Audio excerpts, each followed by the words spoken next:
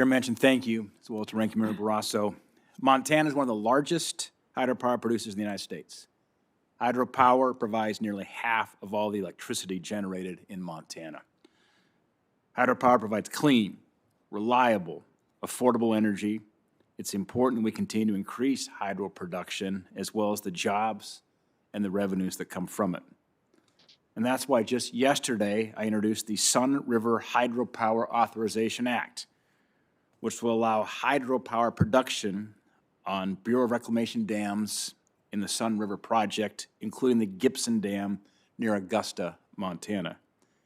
In August of last year, when Greenfield Irrigation District, who operates the Gibson Dam, asked me to introduce legislation to authorize hydropower on the Sun River project, we got to work.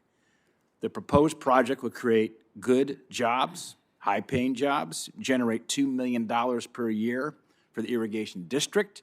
It will also help bolster and sustain irrigation for the 750 farmers, ranchers, and water users in the region. This is a clear win-win. Commissioner Tootin, the Sun River project is under the Bureau of Reclamation. Could you explain how powering non-powered dams like the Gibson Dam helps generate jobs, revenue, and sustains irrigation? Good morning, Senator. Thank you for that question. Greenfield Irrigation District is a great example of types of partnerships we have in developing new hydropower at our facilities. In fact, they are a transferred work operator, which means they operate and maintain that project, and have developed small conduit hydropower, which roughly equivalent to $180,000 per year of revenue that they immediately use to pay for operation and maintenance and enhancement of that project. So we certainly see a benefit there, and look forward to working with you on your legislation.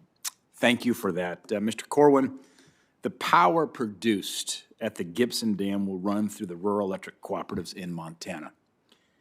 How will increasing hydropower help local Montana cooperatives as well as energy consumers?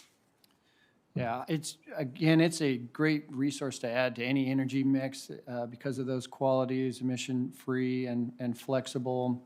And I know there's also, with that cooperative in Montana, some synergies on being able to enhance the transmission lines needed as well. So I think there's a good win-win situation there. Thank you. I'm really concerned, I'd say very concerned, about recent calls to breach hydropower dams on the Columbia and Snake River systems. The hydropower produced by these dams provides important, affordable, renewable energy to western Montana, and any breach of dams would negatively impact Montana. Mr. Corwin and Mr. Wolf, can you elaborate on why breaching hydropower dams harms communities, jobs, and puts strain on electric production and the reliability of the grid? Start with Mr. Corwin. Thank you, Senator. Especially with that example specifically, you're talking about over 2,500 megawatts of total capacity, which is that flexible capacity we were discussing earlier, so critical to balancing the grid, and it has come in handy at times. It's about 1,000 average megawatts, which is enough to power on average a very large city like the size of Seattle. So there's a lot of, again, clean, flexible capability right there. You also, as I mentioned earlier, the other values economically and around the community tied to that specific part of the system for irrigation, navigation, recreation, a lot of benefits that are at stake there. Mr. Wolf?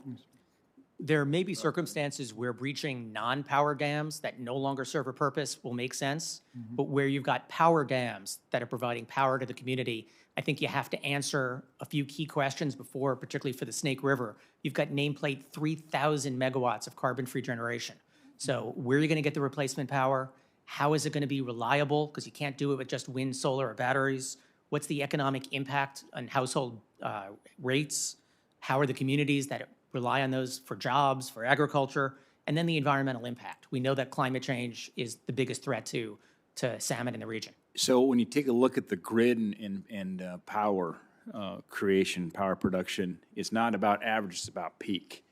And according to recent projections, the Pacific Northwest may face shortages of power supply to meet peak load conditions if we breach hydropower dams that provide strong base load energy.